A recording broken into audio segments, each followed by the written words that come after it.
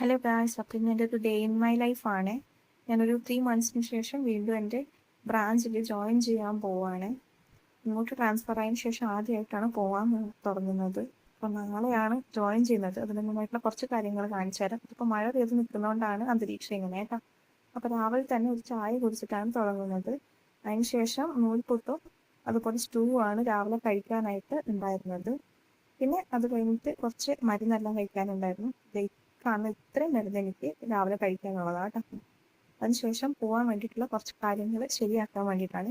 ഇത് 3 മാസമായിട്ട് ഞാൻ ഉപയോഗിക്കാതിരിക്കുന്ന കുറച്ച് ഡ്രസ്സുകളാണ്.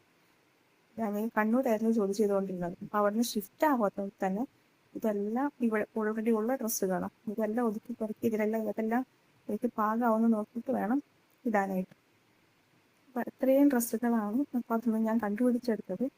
ഇനിയിപ്പോൾ 2 ആഴ്ച എങ്ങനെയെങ്കിലും ഇതിൽ ജീവിച്ചു പോകണം. പിന്നെ അതെല്ലാം കഴിഞ്ഞപ്പോൾ ഒരു ചോക്കോബൺ കഴിച്ചു. അതിനുശേഷം ഉച്ചയ്ക്ക് കഴിക്കാനായിട്ടുണ്ടായിരുന്നത് പപ്പടം, ക്യാരറ്റ് തോരൻ, നെല്ലിക്ക അച്ചാറ്, പിന്നെ കോവയ്ക്ക മെഴുക്ക് പുരട്ടി, പയറുകറിയാണ്. നിങ്ങളുടെ നാട്ടിൽ ഇതിനെ പയറ് കുത്തി കാച്ചിരുന്നു കേട്ടോ പറയുക. നിങ്ങളുടെ നാട്ടിലൊക്കെ പയറിങ്ങനെ കറി വെക്കാറുണ്ടോ എന്ന് അറിഞ്ഞൂടാ. പിന്നെ 4 മണിയായപ്പോൾ ഒരു കപ്പ് പാല് കുടിച്ചു. പിന്നെ കഴിച്ചതെന്ന് പറഞ്ഞാൽ കോണാണ്. ഇത് സ്വീറ്റ് കോണാണ്. എൻ്റെ സ്വീറ്റ് കോൺ വാങ്ങിയിട്ടുണ്ടായിരുന്നു. അപ്പോൾ അതിൻ്റെ തൊലിയെല്ലാം കളഞ്ഞ ശേഷം ഒരു കുക്കറിലിട്ട് വേവിച്ചെടുത്തിട്ട് അതിലേക്ക് കുറച്ച് ബട്ടറും കൂടെ ചേർത്തിട്ട് ബട്ടർ സ്വീറ്റ് കോൺ ആയിട്ടാണ് കഴിച്ചത് കേട്ടോ. അതിനുശേഷം പിന്നെ എനിക്ക് ബ്രാഞ്ചിൽ പോകാനായിട്ട് ഇപ്പോൾ ഒരു സ്നാക്ക് ബോക്സും ഒരു ലഞ്ച് ബോക്സും വാങ്ങിച്ചു. ഞാൻ പറഞ്ഞില്ല, എൻ്റെ സാധനങ്ങളൊന്നും ഷിഫ്റ്റ് ചെയ്യാത്തതുകൊണ്ട് ഇപ്പോൾ ഒന്നും തന്നെ കയ്യിലില്ല. ഇനി ഷിഫ്റ്റ് ആയിട്ട് വേണം എല്ലാ സാധനങ്ങളും പഴയ പോലെ ആയിട്ട് ഉപയോഗിക്കാൻ. അതുവരെ ഉപയോഗിക്കാൻ വേണ്ടിയിട്ടാണ് ഈ ലഞ്ച് ബോക്സ് വാങ്ങിച്ചത്. പിന്നെ കാണിക്കുന്നത് ഒരു ഓയിൽ ഉണ്ടാക്കുന്നതാണ്. ഇത് സ്കിൻ കെയർ ഓയിലാണ് കേട്ടോ. ഇതിന് ആവശ്യമായ സാധനങ്ങൾ എന്ന് പറയുന്നത് ക്യാരറ്റ്, ബീറ്റ്റൂട്ട്, പിന്നെ കുറച്ച് ഓറഞ്ചിൻ്റെ തൊലിയാണ്. അത് ഉണക്കിയെടുത്തത്.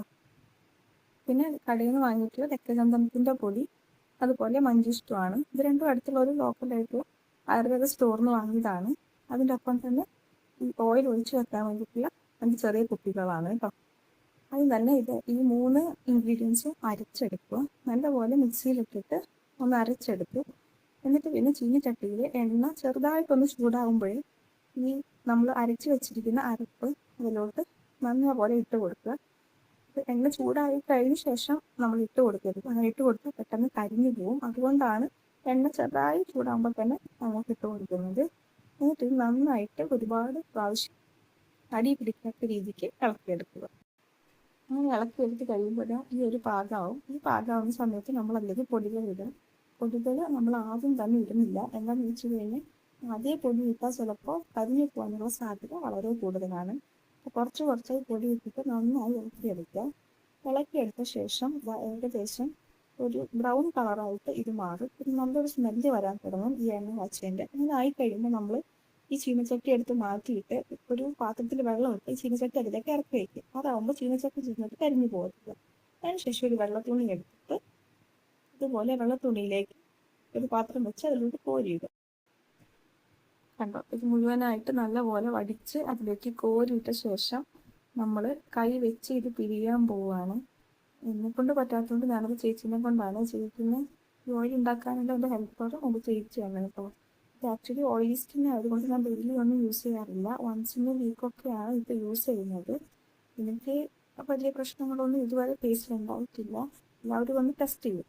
അതിനുശേഷം രാത്രി കഴിക്കാനായിട്ട് ദോശയും അതുപോലെ ചട്നിയായിരുന്നു. പിന്നെ എൻ്റെ രാത്രിയിലത്തെ ബാക്കി മരുന്നുകളാണ് ഈ കാണുന്നത്. അപ്പോൾ അത്രയും ഇന്നത്തെ ദിവസം കഴിഞ്ഞു.